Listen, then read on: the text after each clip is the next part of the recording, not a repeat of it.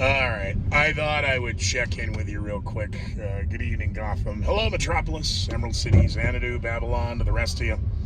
So, I've had 36 hours. I apologize last night. I did not pop on at 1:30 a.m. Eastern.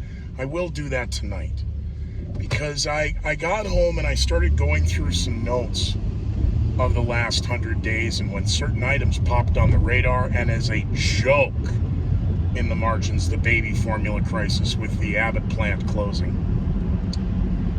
And it was one thing with Jen Psaki as the former White House press secretary and our latest, hat trick. I only say that because of the number of boxes she checks off on the diversity platform versus qualifications platform. And then I see Treasury Secretary Janet Yellen and my comments last night about Jamie Dimon and the economic hurricane.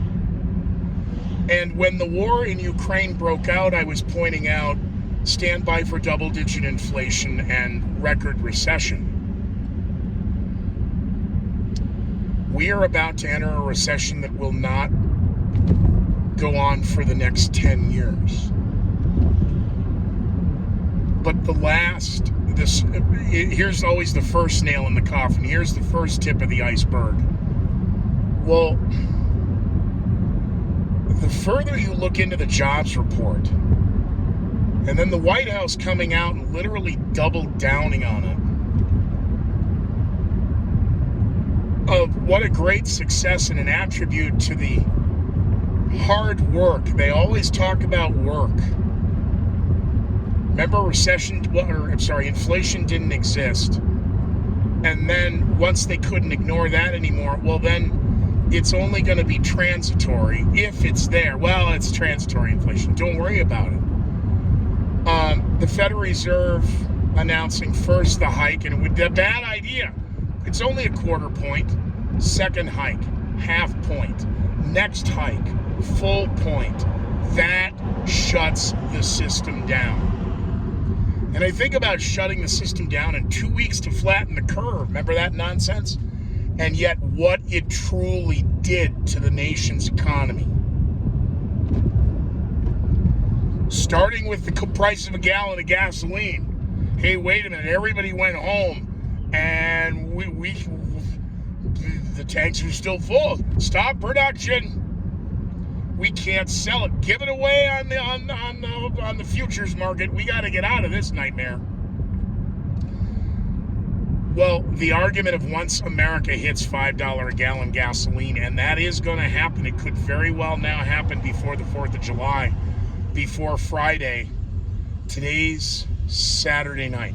Before Thursday, it was $4.71 was the national gas average.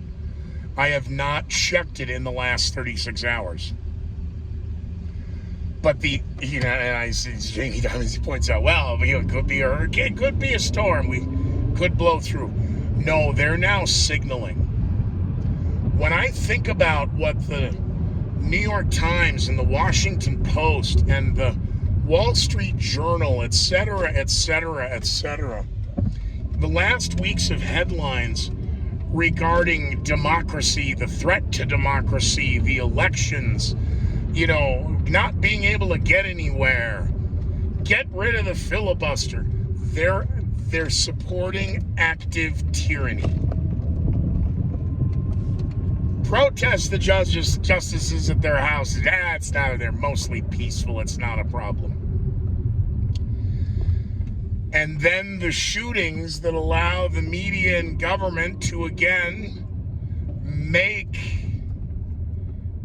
division, create divisiveness, create polarization on the guns. It's a health crisis.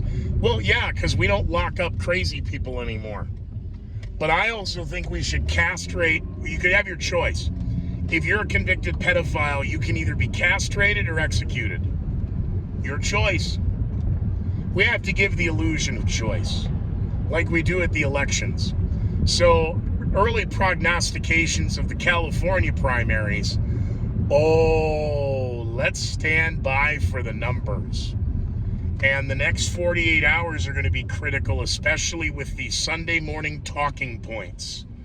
Where they go with now 100 days to the war in Ukraine and it not ending within any time less than 2.5 to 5 years. An economic recession now, only one more fiscal quarter, so 2 negative GDP, but we saw this in December of 2021. So what do we do about it? I'm very curious. What are your thoughts? Is there a solution? Is revolution inevitable? Is financial are we the next Venezuela? That's probably the next best. Are we the next Venezuela? Day 101 entering 102, depending upon where you are. But where's Biden in the White House going to Saudi Arabia? How were those oil negotiation deals with Venezuela? How did that work out? Hey, any movement on the Iranians? I got a really bad joke, a tasteless joke from the 80s. I don't know if I'd be allowed to tell it. Has to do with an Iranian and a Mexican. I don't think you can make those jokes. I think that's culture appropriation or domestic terrorism. You're not really going to side-by-side drag race me while I'm... Oh, okay, of course you are. Because you have to be cool, Thunder Thighs. All right. Anything else? How are we going to get through the next 10 years of this economic crisis now that Biden said, well, there's no switch we can click. Don't you flip a switch? I'm just curious. It's a thought. Gas prices and food prices aren't going down anytime soon. So we're going to see a national gas price average of no less than $5 by the 4th of July. But diesel is the big. So prediction, are we going to see $8 a gallon diesel by 4th of July? I don't know. But it is June 4th, 2022. So I'm popping in to say hi. I'll get this uploaded here before I post up. And I will do a little 1:30 a.m. on the Facebook Live because my metrics dropped on the live because I haven't been doing them. I've just been uploading videos and uploading shorts. I would ask that you subscribe. I would ask that you share. I would ask that you comment, but I do this and you don't. So keep up the good work, Gotham. Godspeed.